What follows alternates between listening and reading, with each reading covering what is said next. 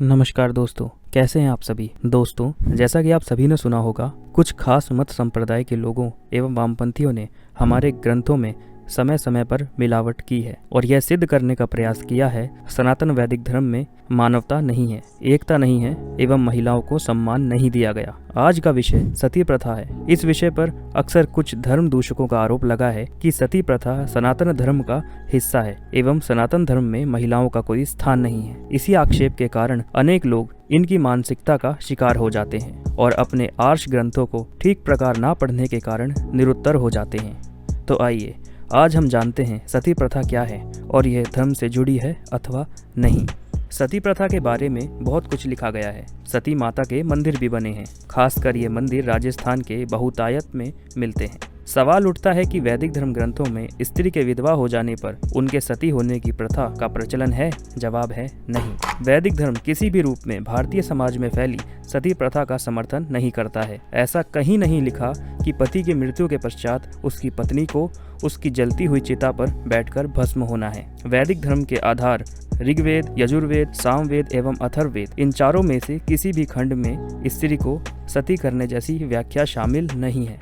हालांकि ये प्रथा अब लुप्त हो चुकी है, लेकिन इस प्रथा में जीवित विधवा पत्नी को उसकी इच्छा से मृत पति की चिता पर जिंदा ही जला दिया जाता था।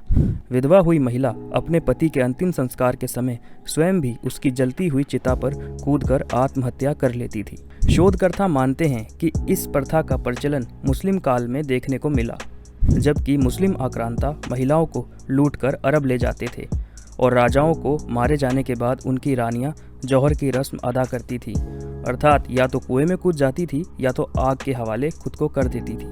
हिंदुस्तान पर विदेशी मुसलमान हमलावरों ने जब आतंक मचाना शुरू किया और पुरुषों की हत्या के बाद महिलाओं का अपहरण करके उनके साथ दुर्व्यवहार करना शुरू किया, तो बहुत सी महिलाओं ने उनके हाथ आने से अपनी जान देना बेहतर समझा। उस काल में भारत में इस्लामिक आक्रांताओं द्वारा सिंध, पंजाब, उत्तर प्रदेश, महाराष्ट्र और राजस्थान आदि के क्षत्रिय राजपूतों पर आक्रमण किया जा रहा था। जब अलाउद्दीन खिलजी ने पद्मावती को पाने की खातिर चित्तौड़ में नरसंहार किया, तब उस समय अपनी लाज बचाने की खातिर मां पद्मावती ने सभी राजपूत विधवाओं के साथ सामूहिक जौहर किया। महिलाओं के इस बलिदान को याद रखने के लिए उक्त स्थान पर मंदिर भी बनाए गए। उन महिलाओं को सती कहा जाने लगा। तभी से सती प्रथा के प्रति सम्मान बढ़ गया और सती प्रथा प्रचलन में आ गई। इस प्रथा के लिए धर्म नहीं बल्कि उस समय की परिस्थितियां और लालचियों की नीयत जिम्मेदार थी। इसको थोड़ा सा संक्षिप्त में मैं आपको समझाने का प्रयास करता हूँ।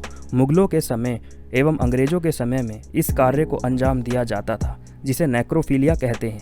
यदि आप इसके बारे में नहीं जानते तो डिस्क्रिप्शन में आपको लिंक मिल जाएगा, वहां से आप पढ़ सकते हैं। नेक्रोफिलिया उसे कहा जाता है जिसमें लोग मृतक महिला के शरीर के साथ संभोग किया करते हैं और यह कुछ खास मत संप्रदाय के लोगों द्वारा ही किया जाता था। इसी कारणवश इसे इतिहास के पन्नों में दबा दिया गया और इन आक्रांताओं को महान बता दिया गया। अनेक वामपंथियों एवं धर्म दूषकों ने यह आरोप लगाया कि सती प्रथा सनातन वैदिक धर्म का हिस्सा रही है एवं सती प्रथा का उल्लेख हमारे आर्ष ग्रंथों में मिलता है।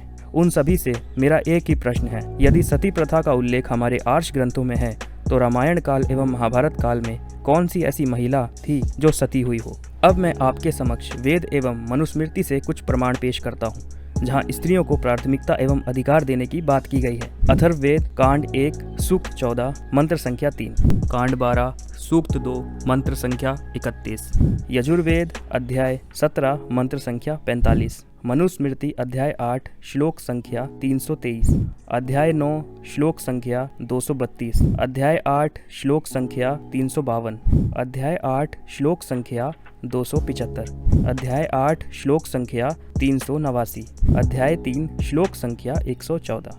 जैसा कि आप देख सकते हैं, यहाँ महिलाओं को प्रताड़ित करने वालों को दंड देने की बात की गई है एवं महिलाओं को पहला स्थान दिया गया है।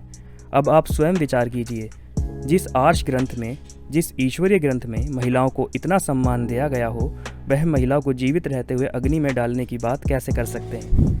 दिए गए प्रमाण आप स्वयं जांच सकते हैं। यूं तो प्रमाण अनेकों हैं, वीडियो अधिक बड़ी ना बने इसी कारण मैंने केवल इतने ही प्रमाण दिए। विधर्मियों के मुख पर ताला लगाने के लिए इतने प्रमाण शेष हैं। यदि आपको वीडियो अच्छी लगी हो तो इसे लाइक करें और चैनल को सब्सक्राइब करना ना भूलें। मिलते हैं अगले विषय पर। नमस्ते।